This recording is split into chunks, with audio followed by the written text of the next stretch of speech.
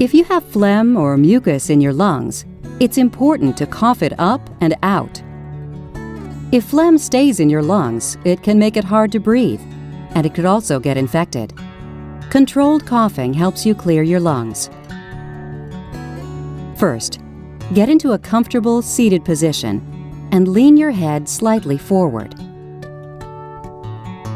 Breathe in deeply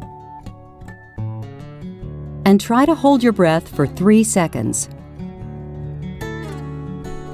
Keeping your mouth slightly open, cough out twice and spit out the phlegm into a tissue.